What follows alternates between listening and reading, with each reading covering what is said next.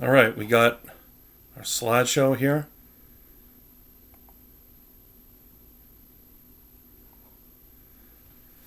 And I did my project or final on Joan of Arc and the Hundred Years' War. The reason why I chose this is because Joan of Arc played a huge role in the French winning the Hundred Years' War. So I wanted to go over just a quick historical overview of the Hundred Years' War and Joan of Arc's direct impact on that, because without Joan of Arc, you could argue France wouldn't have won the Hundred Years' War. Background of the Hundred Years' War. So it goes all the way back to William the Conqueror. When he conquered England and became king, part of his lineage, Edward III argued, was that William the Conqueror, he's directly related to, so he should have been the rightful king of France. So obviously the French weren't happy with that, because the French don't want an Englishman being the king of France. So they clearly had a problem with that. So that was kind of set the stage for the Hundred Years' War. Comes in three phases. Some are a little longer than others, but first phase of the Hundred Years' War was the Edwardian War. The whole war goes back and forth. England, France, England, France, England, France. England wins the first bout, and the major reason why is the war technology.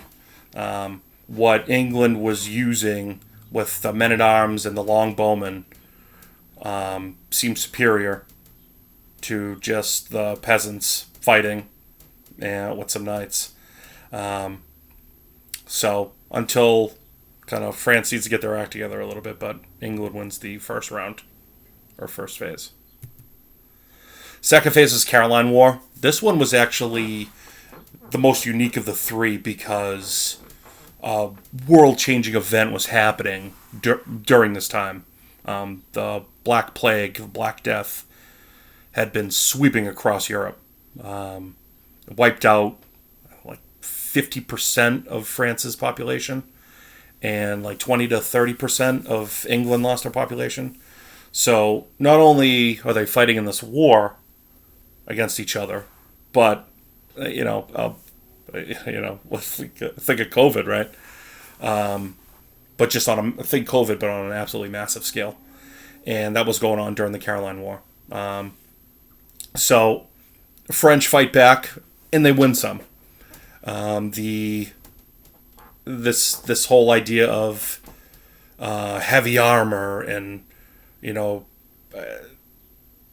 they still use that. The technology, was getting a little bit better, but and the English now start to use mercenaries. So that's a big change there.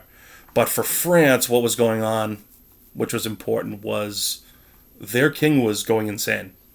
Some historians argue it could be possibly from inbreeding these European families.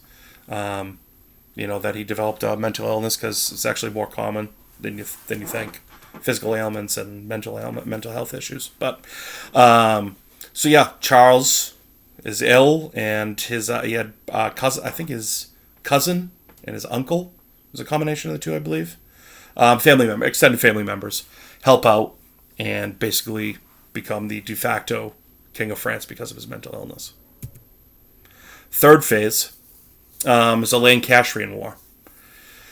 Now, this is where we first see Joan of Arc's presence felt. This is when she is a little older, in her teens, not that old, not much older, I guess. But so not only because of Joan of Arc's presence in this phase, but we see that the kind of the medieval period in Europe goes away, and we start to see things change. So that is a painting of the Battle of Orleans. So impact, I mean, it's pretty straightforward. this sets the stage for future conflicts with England and France. I mean, they're constantly in conflict with each other at various points. But so, like I mentioned, with the Black Plague, it's incredible that the amount of people that were dying and the hardship that was being felt, and the economies were in the tank. So not only was a disease running rampant, nobody knew what to do, their economy was in the toilet, and people were suffering. People were dying left and right.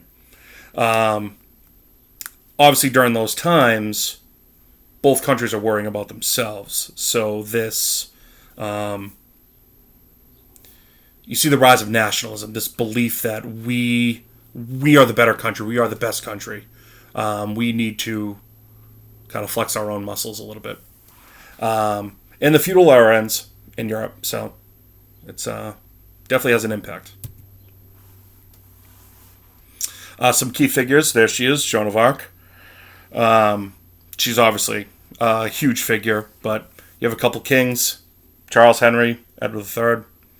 They were obviously integral because they were ruling during this time period of the 100 Years' War. So for the 100 Years' War, shaped the future of Europe, obviously, because those two powers carving up land, and how many people were involved for how long, over 100 years, definitely had a lasting impact. Important conflict, but with that rise of nationalism, this idea of we take pride in our country, but also that we should be powerful and not back down from conflict, not be afraid to start a conflict. But that's that's the quick background to the 100 Years' War. Excuse me. Joan of Arc. That's what we're here for. Probably the most famous person in the history of France. I mean, maybe Napoleon, but she's right up there. I mean, she is a national symbol. She's a source of national pride for France. Very, very influential. So, Joan of Arc. I do love this painting. I thought it was very cool because you have the angel with the sword. And anyway, so she's born in a village, loyal to the king and Dauphin Charles. So Dauphin, Dauphin, means like the heir to the throne, I guess. So early on, there is an emphasis on faith, and specifically Catholicism. Mother's very Catholic, and like from an early age, it's a very important thing in her life. Father was a peasant, but he was in charge of village defenses. So this strong faith, along with this not being afraid to fight and defend yourself and be safe and keep people safe. So I think because she learned those two things early on in life, that played a major role in shaping her thinking and her beliefs. And but yeah, so that's her early life. Now, around 13, she claims that she starts hearing voices in her head. She says they're coming from God, and that God is telling her many things. One of which, she stay a virgin. So the other things that she was claiming, one of them was she said that God said that England should not be in France and that they need to be expelled out of France. So she was convinced that God was sending her on a mission, and she firmly believed that. So, Joan of Arc kind of, as she gets into her early teens, when England is dominating France, and they're in France, they've invaded France, she hears these, like I said, hears these visions from God. She's convinced she has. So the heir, the Dauphin that I mentioned earlier, she approaches Charles and says, she pleads her case and says, let me lead this group. I believe that God, I'm doing it on behalf of God. He told me directly. He told me to kick England out of France. Let me lead. Let me be the person that does that. Convinces them successfully and allows her to take command of an army. And Charles was smart. I think Charles probably realized it's kind of a win-win for him. If he lets her do it and she wins, he looks like a genius. But if she goes and she loses, well, that's her fault. But he's also very smart in realizing that once she starts doing well, he realizes that she could be a motivating symbol, right? She could be used as kind of like a PR campaign, like a marketing campaign, saying, we have a chance. Boosting morale with the troops was a huge deal, and she absolutely did that.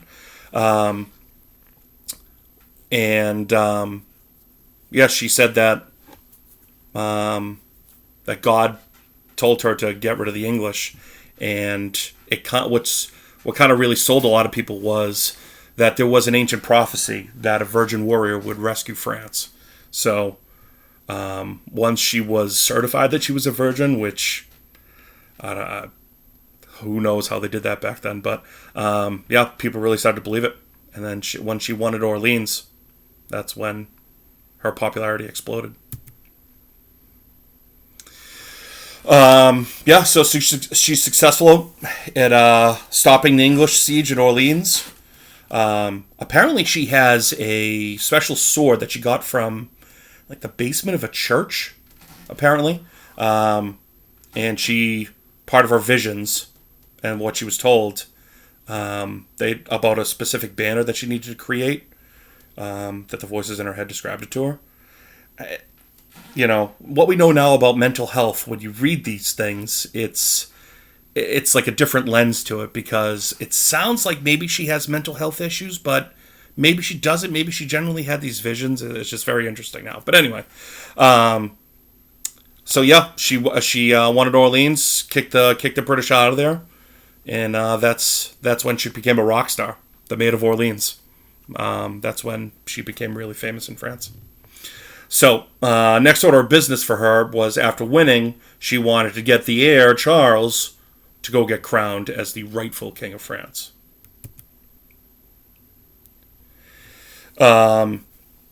So, the French win, that's what this painting is from, Siege of Orleans. Huge upset, unexpected. The numbers were not in their favor. And once they had this huge victory, it really turned the tide for France at that moment. But part of her lore, too, kind of her legend, is kind of starts to be built here, because apparently she gets drilled in the neck with an arrow, and the English think they've killed her, but after a little medical attention, she gets right back in there and she keeps fighting. So then this legend kind of gets born. So, like I said, right after the victory, she wanted the heir to become the rightful king of France, and that's what she does. So, if you look at this painting, that I can't even try and pronounce that. It's in Latin. But if you look looking at the painting from our perspective, if you look to the right, that person holding the flag is Joan of Arc. She's holding France's flag right next to the king. So clearly important, clearly has influence. For a woman at that point that wasn't a queen or a princess, or for her to have that access, is a big deal. At this point too, she's learning more and more and more about tactical things. She's becoming a better leader of men in battle. There's things about her being the first up the ladder anytime they put him up on a wall. And she supposedly never killed anybody, which is very interesting. But anyway, moving on. So, like I said, leader of men. So there's historians kind of differ on the exact number of battles that she led men in.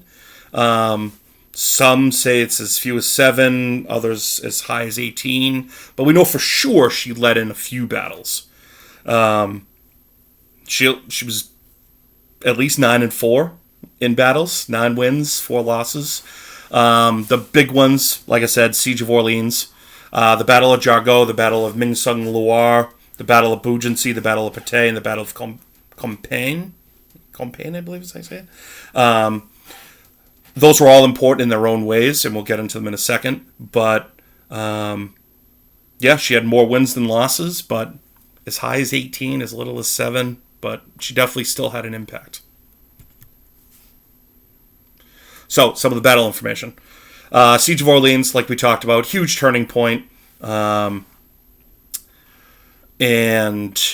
that really, got her going with being a leader in battle. The Battle of Jargeau, first offensive battle, like you attacking. That's why that was a big deal. Huge win for them. Battle of Ming-Sung-Loire, important for strategically, really. And then the Battle of Beaugency, same thing, just retreating, kind of territorial battles, getting a little bit here, getting a little bit there. The Battle of Patay was important because it was the last kind of knockout punch that Joan of Arc had. That was her last major victory, and it was important not only because for her, but it effectively ended the threat of England to the French crown, and they were completely kicked out of the valley. The Battle of Compiègne, last battle she led, lost. After that, she was captured and sold back to the English, and writing's on the wall. Kind of we'll get into it in a second. She's arrested, given back to the English.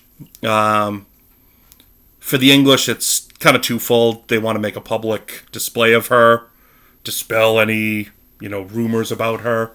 They also obviously want her dead. But what's a little tricky about this is she's super religious. Very, very, very religious.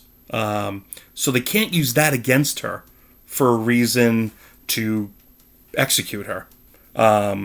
So what they get her on, the big thing is cross-dressing, which is pretty wild, again, with today's lens. But, I guess it was a part in the Bible, and one of the verses, it says something about that if a woman dresses as a man, that it's punishable.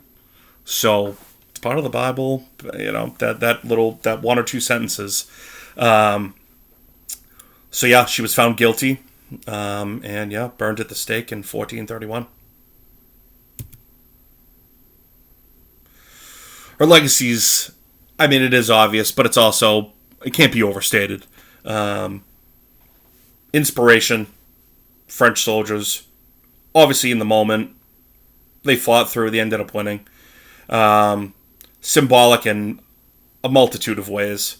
French unity, French determination, French nationalism, this spirit, of independence and strength and stamina, and she represented all those things to the French people. And she was canonized by the Catholic Church in 1920, made a saint. So, long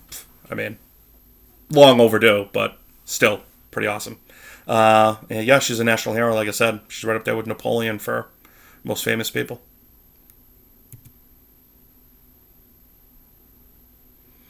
Found some cool videos of Joan of Arc. They're like some YouTube shorts, but I always like those. They're always interesting. But in case you wanted to check them out, and these are sources that I got for my slideshow. So thanks for listening. Appreciate it.